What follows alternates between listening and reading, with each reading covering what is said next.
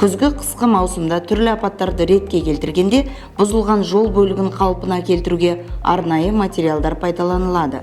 Ал аварияның орны туралы барлық деректер су ресурстары маркетинг жауапкершілігі шектеулі серіктестігінің орталық диспетчерлік қызметінің картотекасына енгізіледі.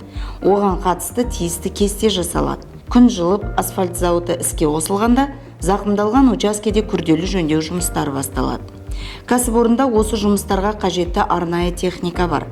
КАМАЗ базасындағы бастион кешенінде жинақталған. Осы жұмыстарға қажетті жабдықтар, техника дайын тұрады және оларға жауапты мамандар да бекітілген.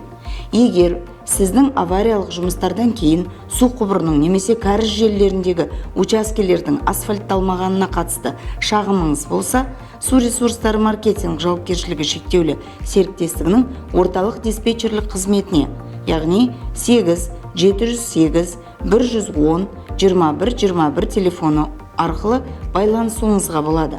Немесе кәсіпорынның әлеуметтік желілердегі аккаунттарына WhatsApp-қа да жаза аласыз.